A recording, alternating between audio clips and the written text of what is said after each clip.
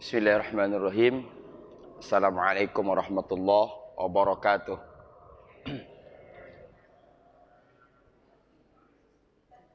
Innal hamdalillah nahmaduhu wa nasta'inuhu wa nastaghfiruh wa na'udzu billahi min syururi anfusina wa min sayyiati a'malina.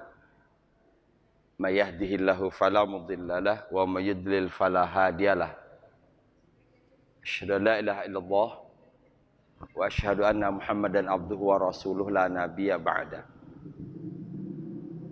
Qala Allah Ta'ala fil Qur'anil Karim, a'udzu billahi minasyaitonir rajim. Wa nunazzilu minal Qur'ani ma huwa shifaa'un wa rahmatul lil mu'minin wa la yaziduz zalimina illa khasara. Qala Rasulullah sallallahu alaihi wasallam, man kana laisa fi jawfihi syai'um minal Qur'an kal baitil kharab. Atau kama qala,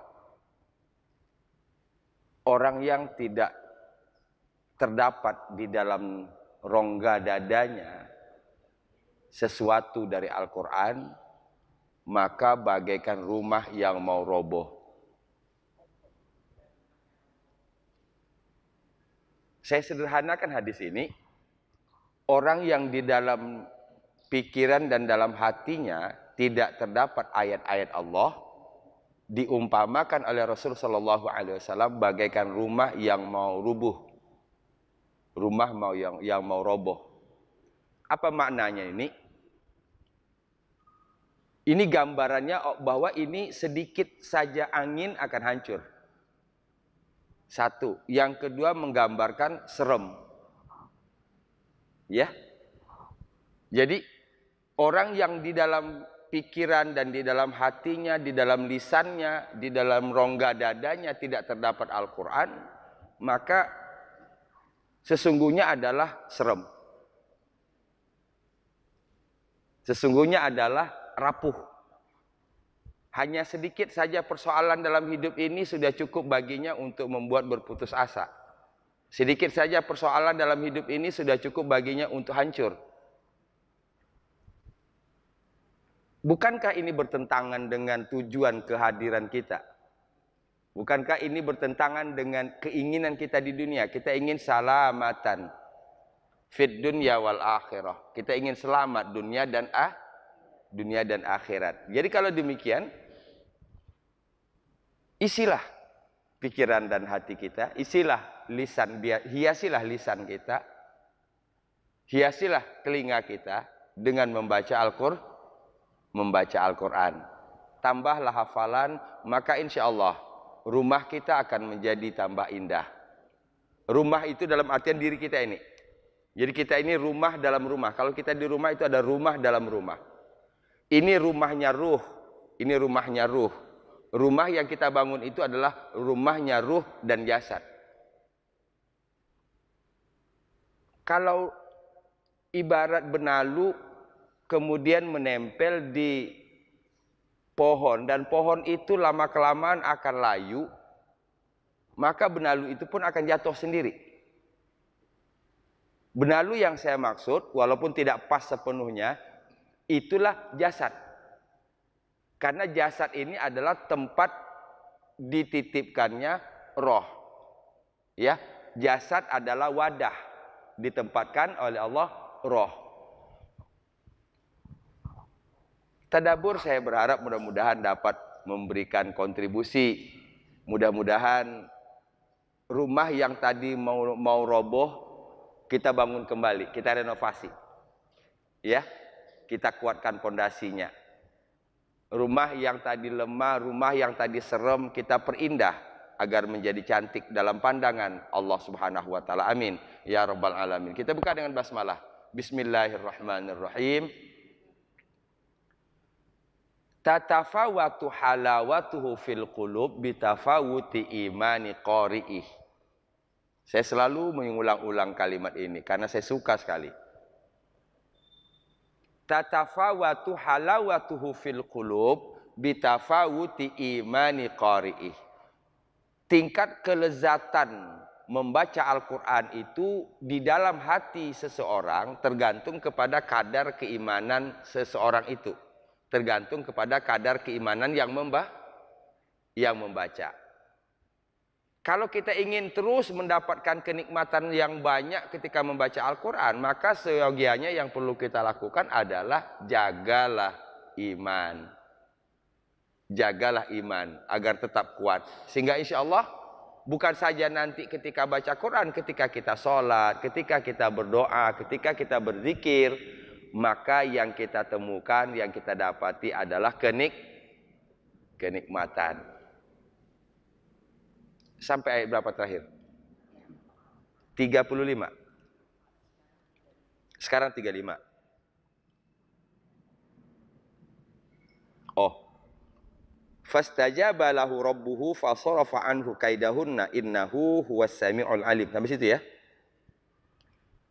Sahabat Quran? Iya, sekarang 35. Itu terakhir kan 34? Apa yang kita dapati dari ayat ke-34? Bahwa kalau kita tidak disingkirkan oleh Allah Subhanahu wa taala dari tipu daya setan, dari tipu daya yang tidak baik, maka kita akan menjadi orang yang rugi. Falaula fadlullahi alaikum wa rahmatuhu lakuntum minal khasirin. Al-Baqarah ayat 64. Kalau bukan karena rahmat Allah, kalau bukan karena karunia Allah, maka pasti kita tergolong orang yang rugi. Dan kita berharap mudah-mudahan Allah bimbing kita agar dapat menjadi orang yang muflihun. Amin ya rabbal alamin. Bismillahirrahmanirrahim. Ayat ke-35, summa badalahum min ba'di ma ra'au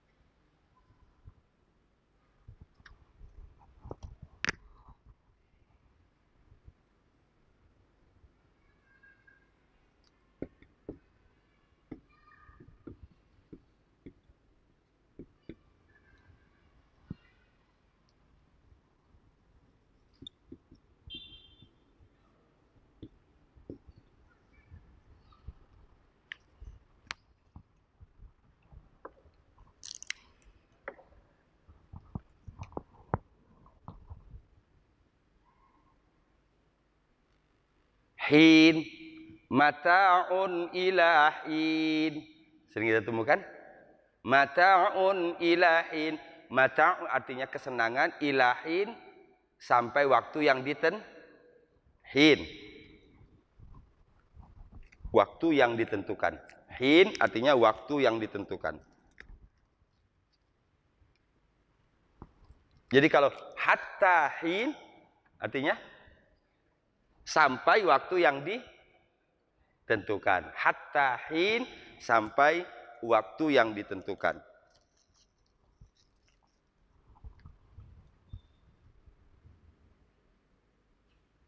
Ada kata baru? Ini barangkali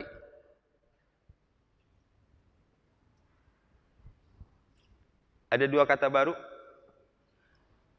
Yasjunu itu kita sudah temukan. As-sijnu ahabbu. As-sijnu. Apa arti as-sijnu?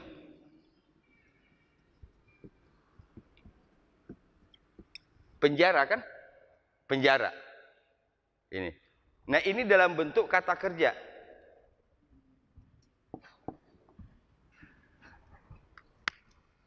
La sungguh. La sungguh. Yasjunu dia memenjarakan. Ini non tasdid benar-benar. Dia benar-benar memenjarakan. Nya. Nyanya siapa? Yusuf. Jadi kalau kita terjemahkan, la sungguh, yasjunu dia akan oh ini dulu. La sungguh, nun tasdid benar-benar. Jadi dari la ke nun dulu. Menterjemahkannya. Sungguh benar-benar dia akan memenjarakannya.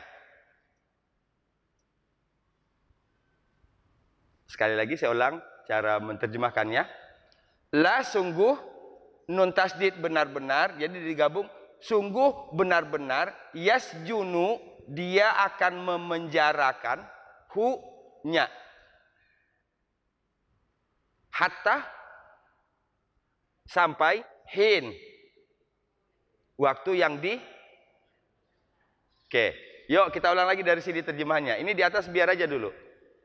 La yasjununnahu artinya sungguh benar-benar dia akan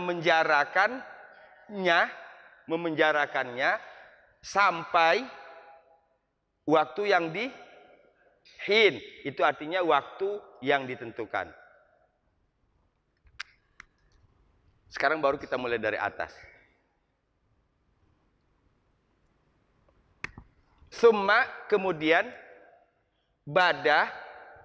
Ini bada itu ada dua. Bisa bada itu artinya tampak.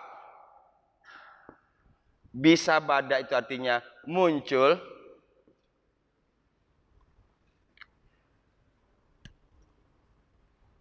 Ya. Timbul boleh. Bada artinya tampak, bada artinya muncul, timbul. Summa kemudian bada tampak, muncul, timbul bagi mereka. Bagi mereka. Pertanyaan saya sekarang merekanya siapa?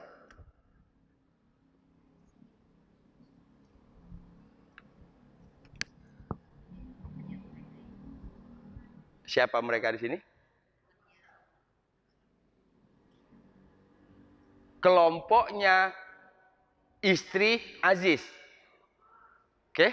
Kelompoknya istri Aziz. Berarti ayat ini kan bercerita tentang dua. Kelompok istri Aziz, yang kedua adalah Yusuf.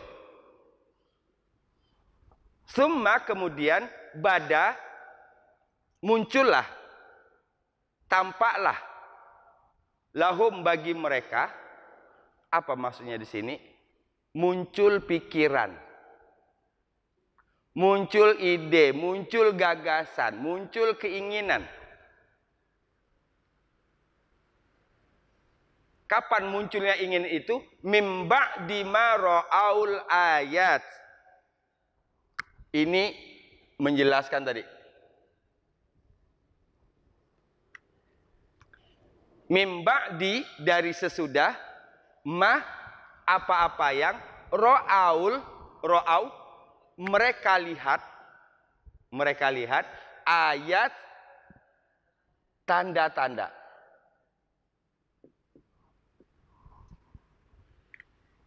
Tanda-tanda apa? Tanda-tanda yang terdapat dalam diri Yusuf.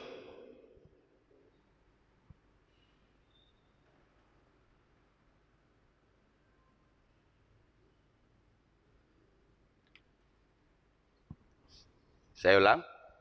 Summa kemudian bada muncul, timbul, boleh? Nanti kalau di ayat lain lagi bisa diartikan tampak. Apa yang muncul, apa yang timbul? Pikiran, gagasan, keinginan. Lahum bagi mereka. Siapa mereka? Orang yang bersama dengan Zulaikha. Mimba di mara'aul ayat. setelah mereka melihat tanda-tanda. Jadi kalau kita balik cara menerjemahkannya, setelah mereka melihat tanda-tanda pada diri Yusuf, maka muncullah gagasan, muncullah keinginan. Keinginan apa? Ini dia. La yasjununnahu.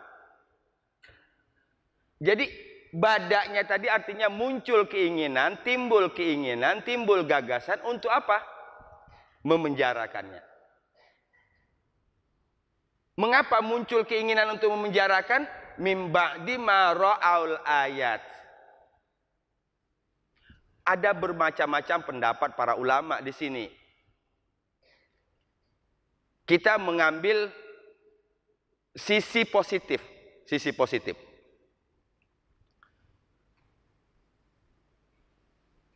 Kalau orang yang berpikiran bahwa Yusuf dipenjara karena kesalahannya, oke?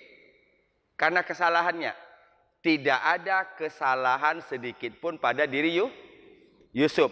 Justru sudah dihadirkan saksi, yang salah adalah Zulaikha. Tapi pertanyaan kedua, mengapa Yusuf yang dipenjara bukan Zulaikha? Kita sudah bisa jawab itu yang kedua. Kita tidak mau bersuuzon. Tapi yang ketiga menurut saya, ada hal yang ketiga yang menarik, yang mungkin tidak banyak diungkap orang. Kalau Yusuf tidak dipenjara, maka kejahatan terhadap Yusuf akan tambah banyak. Fitnah terhadap Yusuf akan tambah banyak. Buktinya tadi, begitu orang-orang di Madinah dikumpulin, masih ingat ceritanya?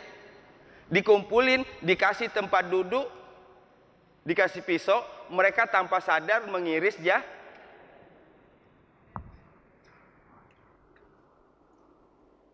Nah ini ro'aul ayat ini apa nih? Apa artinya tadi? Melihat tanda-tanda. Ini tanda-tanda negatif apa tanda-tanda positif? Positif. Jadi kalau saya melihat justru Yusuf dipenjarakan itu untuk meredam fitnah. Karena kalau Yusuf keluar dari istana, orang istana aja kena loh gitu. Kalau bahasanya, orang istana saja terpesona dengan Yusuf, gimana kalau Yusuf keluar? Yusuf jalan di joglo. Iya kan? Oh gitu. Ya gitu. Itu paham nggak maksud saya? Jadi kalau saya melihat dari sisi itu, berarti sudah ada 3 alasan tadi. Ada 3 alasan tadi, gitu. Iya?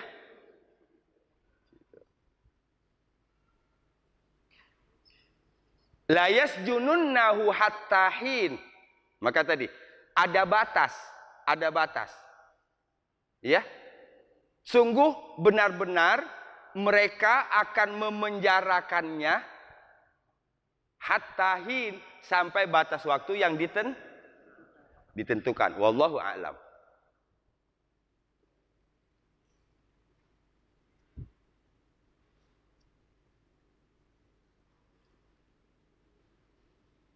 Karena tidak ada pengadilan. Yusuf masuk penjara tanpa diadili. Yusuf masuk penjara tanpa diadili. Karena kalau dibawa ke pengadilan, maka yang salahlah yang dipenjara. Bisa dipahami? Jadi kalau saya memahami ayat ini, tapi wallahu a'lam, karena saya melihat mim ba'di ma ra'aul ayat, setelah mereka melihat tanda-tanda. Tanda-tanda apa? Tanda-tanda yang ada pada diri Yusuf. Sekarang tanda-tanda itu ada 2, ada negatif, positif. Ini tanda-tanda positif. Yang positif ini takut nanti melahirkan sikap negatif dari orang lah. Itu cara kita berhusnuzon. Cara kita berhusnuzon. Ya. Untuk dapat memahami ceritanya. Summa badalahum, kemudian muncul pemikiran, timbullah keinginan bagi mereka Kapan timbul keinginan itu? Mim ba'dima ra'aul ayat. Jelas gak maksudnya? Setelah mereka melihat ada tanda-tanda yang positif dalam diri Yusuf, karena tanda positifnya ini berkaitan dengan nanti akan jadi fitnah, gitu. Ya, muncullah gagasan untuk memenjarakan hatta hin, sampai batas waktu yang ditentukan. Jadi sekarang menurut ayat ke-35 ini, kalau ibu bapak sekalian ditanya, mengapa Yusuf dipenjara? Kalau saya melihat ini lebih kepada untuk menyelamatkan segala-galanya. Menyelamatkan Yusuf, ia juga menyelamatkan emak-emak juga gitu. Ya, menyelamatkan Yusuf karena dia akan terus berhadapan dengan fitnah. Gitu. Nah, ini bercermin dari apa yang terjadi di istana, kan gitu bahasanya.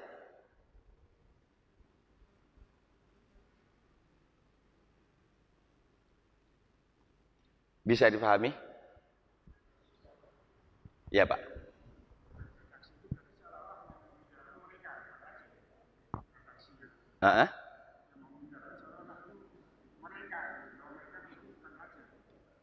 Iya. Iya. Betul. Salah satu bentuk kejelian itu lagi deh, ya. Nah, gitu. Bisa jadi ini akan berlangsung terus dalam konteks yang negatif maupun yang positif, itu banyak muncul seperti itu, Pak. Kita bisa lihat hari ini orang di penjara bukan saja karena keputusan pengadilan, tapi bisa jadi karena desakan. Kan gitu? Karena desakan satu kelompok. Gua nggak mau tahu, penjarakan dia, cari kesalahannya. Bisa? Apa yang nggak bisa hari ini? Nah, kalau kita bercermin dari sini, berarti gagasan mau memenjarakan itu mulai dari mereka. Apakah mereka di sini termasuk raja? Wallahu alam. Karena kalau saya lihat tidak. Ya, gitu. Keren, ya, mantap. Itu cara kita mempreteli, gitu ya. Mempreteli pengertian dari satu ayat, sehingga satu ayat itu kita mendapatkan banyak pelajaran. Kesimpulannya ada dua. Orang tadabur, pada umumnya orang banyak baca ayat tapi tidak banyak pelajaran yang didapat. Setuju nggak? Kebanyakan kaum muslimin banyak ayat yang dibaca tapi pelajaran dapat tidak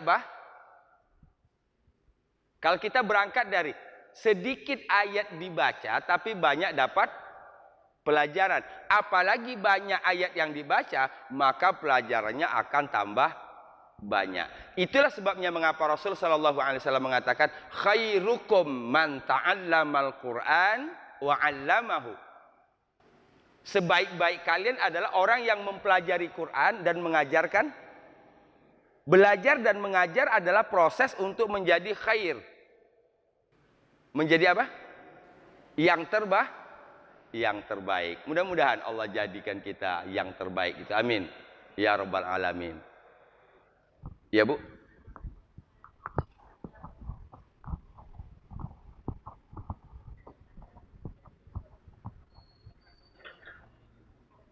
Gimana?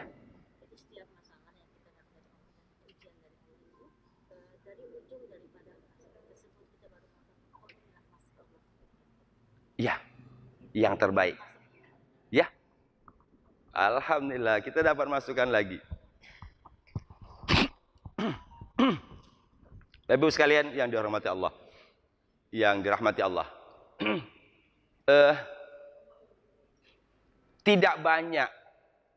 tidak banyak orang yang memahami sesuatu yang negatif untuk dirinya sebagai sesuatu yang positif. Saya sederhanakan kalimatnya. Sakit itu negatif kan? Sakit negatif kan? Sehat positif. Kalau orang bahagia dengan sehat, itu mah biasa. Betul? Punya uang banyak, positif. Tidak punya uang, negatif. Orang bahagia dengan uang banyak itu mah bukan prestasi. Ya, itu mah bukan prestasi, itu mah standar namanya. Itu mah biasa, wajar aja dia punya duit kan gitu. Nah, sekarang dibalik. Orang yang sakit tapi dia bahagia, orang yang tidak punya duit tapi dia bahagia, baru extraordinary. Baru luar biasa itu.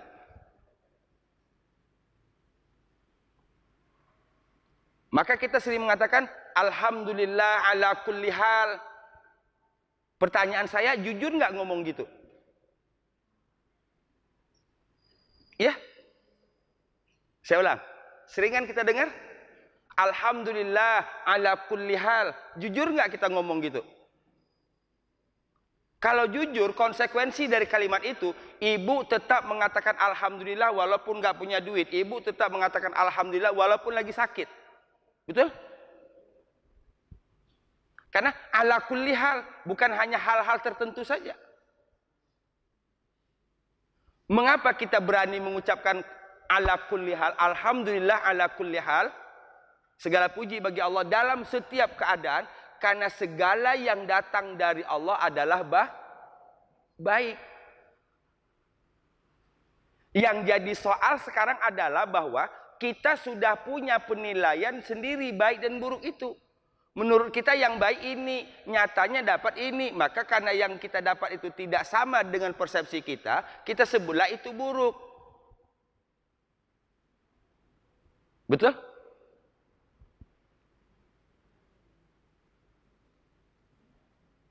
Agak dalam ini. Tapi ini berkaitan dengan kehidupan,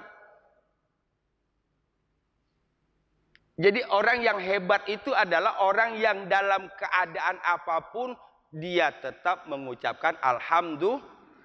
Dia tetap memuji Allah Subhanahu wa taala walaupun dia sendiri bukan berada dalam kondisi seperti yang dia inginkan.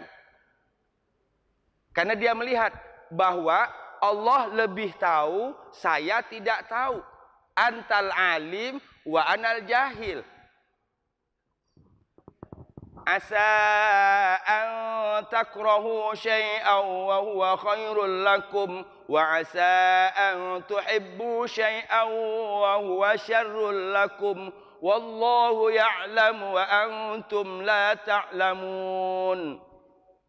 Boleh jadi kamu tidak suka sesuatu padahal itulah yang bagus untuk kamu. Boleh jadi kamu menyukai sesuatu padahal itu enggak bagus untuk kamu.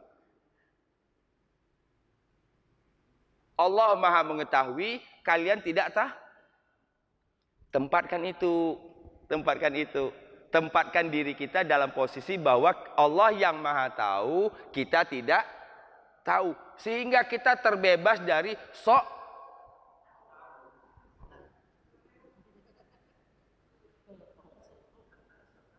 Iya kan? Mengapa ada sok tahu? Karena dia merasa dirinya lebih tahu.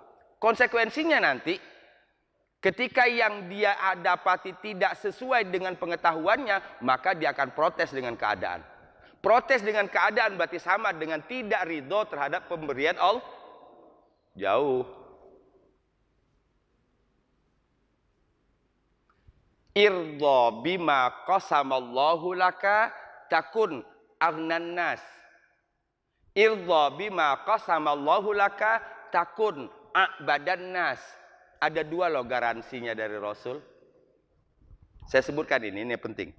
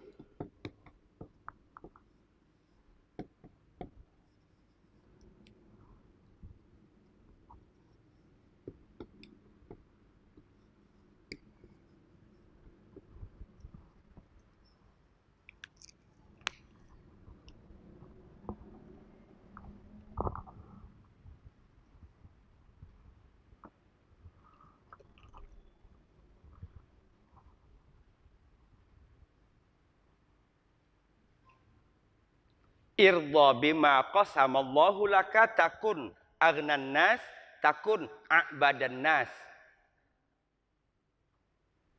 Beda lagi definisi kita dengan definisi Rasul. Ya. Aghnan nas ini artinya manusia yang paling manusia yang kaya. Aghnan nas, manusia yang paling kaya. A'badan nas, manusia yang paling bagus ibadahnya. Manusia yang paling bagus penghambaan dirinya. Ada dua sebutannya. Manusia yang paling kaya, manusia yang paling bagus penghambaannya. Manusia yang paling bagus ibadahnya. Bagaimana dapat dua itu? Ridolah. Bima qasamallah, terhadap apa yang telah Allah tetapkan untukmu. Ridolah terhadap apa yang telah Allah tetapkan untukmu, takun, niscaya kamu menjadi dua. Aghnan nas, a'badan nas. Jadi perspektif atau pengertian kaya dalam bahasa agama itu orang yang di sini ini apa? Rodiyah, ridho, ini lapang.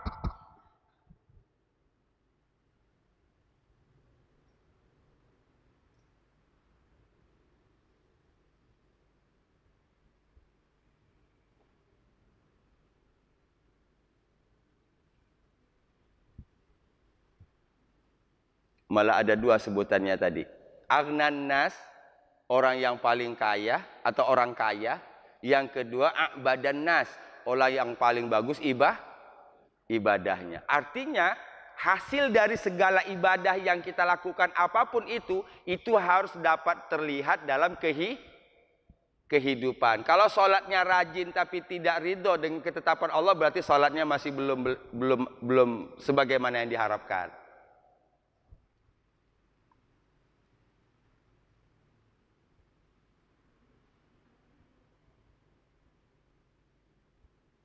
Ini juga barangkali hubungannya dengan ayat sebelumnya.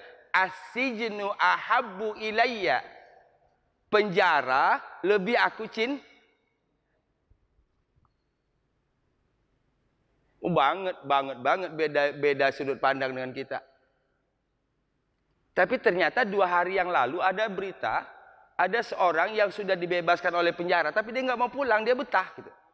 Ini lain lagi. Ada kan 2 hari yang lalu ada berita? Dia nggak mau pulang, katanya betah di sini.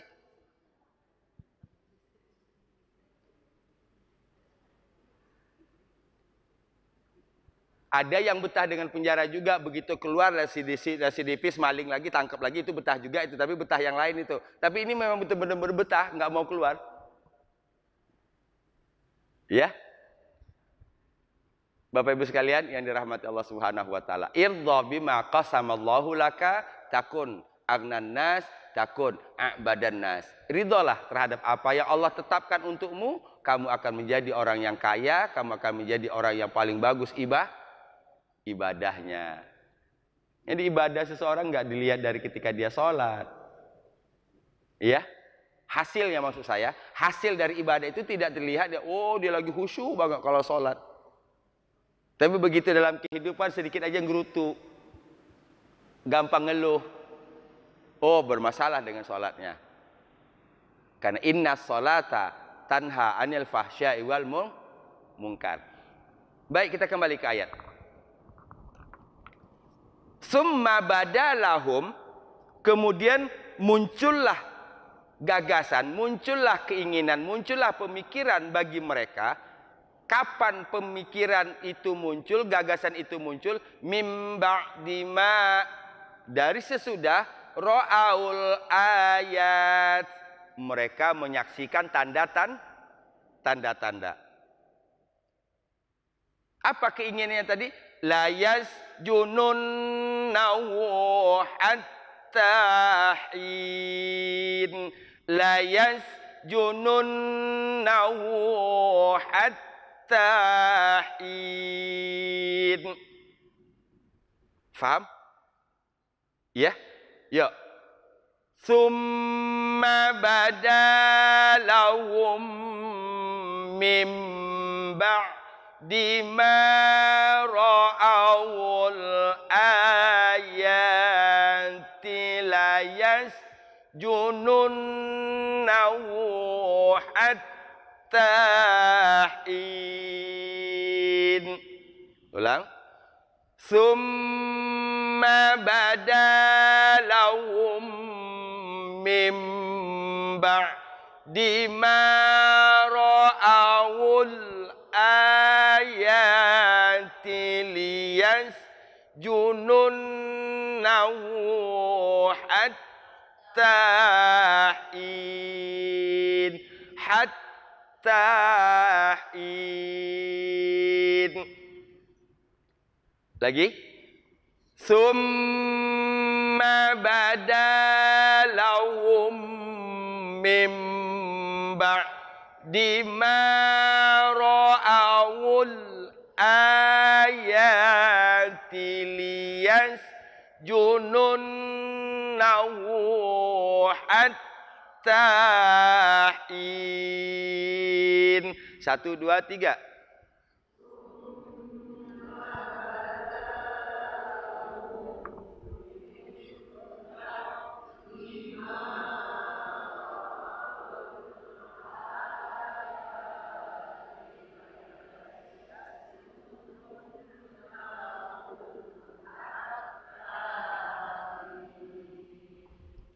Mim ba'di ma ra'awul ayat. A2, ya 2. Ayati liyasjununnahu hatta hin. Ya.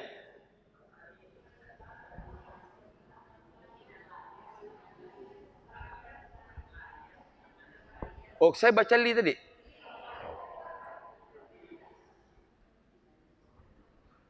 Itu nggak klop ini sama ini ya. Oke. Yuk kita ulang. Summa badalahum mim ba'di ma ra'awul ayati la yasjununnahu hatta hin. Sekali lagi. Summa badalahum mim ba'di ma ra'awul ayati la yasjununnahu hatta hin. 1, 2, 3.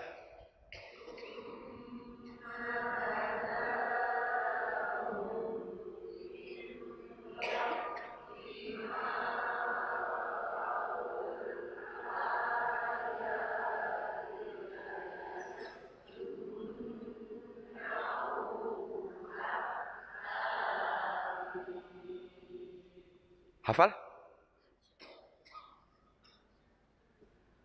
Bahasa Indonesianya dulu.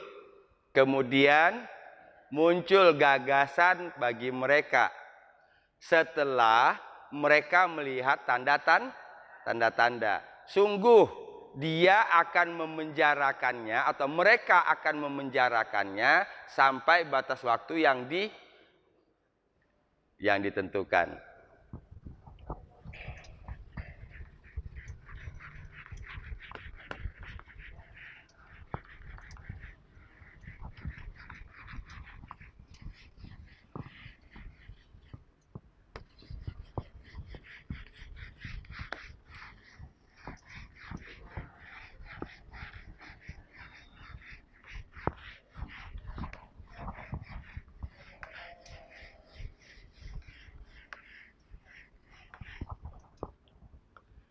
Yuk, tidak saya lihat Quran. Sama-sama yuk. Summa badalahum mim ba'di ma ra'awul ayati la yasjununnahu hatta hin. Yuk, tidak usah lihat Quran. Siap? 1, 2, 3.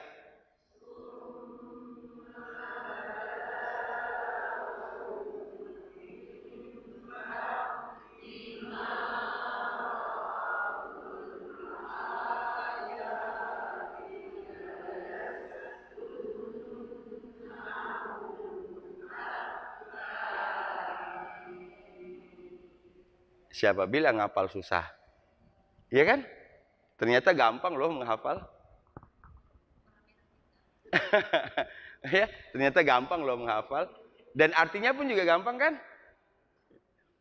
Minimal, target minimal saya dengan Bapak Ibu sekalian ikut tadabbur, menghilangkan citra negatif tentang Quran. Itu aja. Selalu susah Pak Ustadz. Itu yang ingin saya hilangkan di sini. Kalau itu sudah hilang, insya Allah berhasil lah ngajar saya ini. Kan gitu? Karena itu dulu nih harus dihilangkan. Selama masih punya kesan sulit di sini kita, maka apapun yang kita lakukan tentang Quran akan sulit. Itu dia kata kuncinya. Tapi kalau kita merasa itu mudah dan kita enjoy, kita bahagia, apapun pekerjaan yang dilakukan dengan bahagia, maka insya Allah hasilnya akan maksimal. Amin. Ya Rabbal Alamin. Lanjut. Wa dakhala ma'ahu sijna fatayan.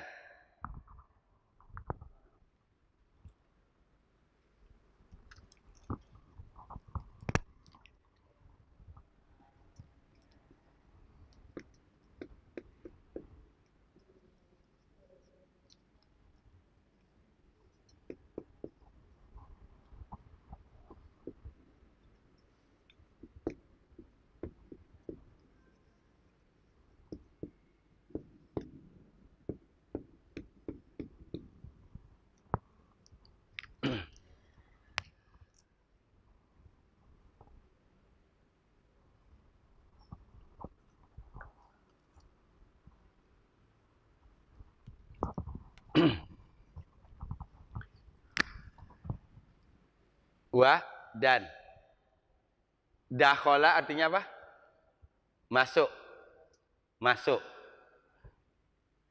Ini kata kerjanya. Kata kerjanya. Subjeknya ini. Ini subjek.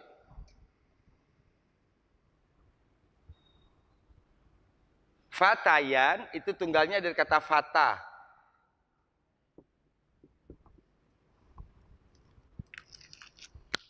Fata artinya pemuda. Fata artinya pemuda. Kalau fatayani, dua pemuda. Udah. Menunjuk duanya mana? Ani. Ani itu menunjuk duanya. Fata, satu orang pemuda. Kalau dua orang pemuda, fatayani. Dakhala artinya masuk. Ini subjeknya. Jadi kalau diterjemahkan, dan dua orang pemuda masuk. Masuk. Saya ulang, menterjemahkannya. Padahal kan fatayanya di sini. Jadi dalam bahasa Arab, yang menentukan subjek dan objek itu adalah baris, bukan tempatnya. Ya? Wa dakhala ma'ahu sijna fatayan, dan dua orang pemuda masuk bersamanya. Nyanya siapa? Oke. Masuk ke mana? As-sijna. Maka di sini adalah objek. Ini adalah objek, barisnya ini. Penjara adalah objek. Subjeknya dua orang pemuda. Kata kerjanya dakhala. Keterangannya ma'ahu.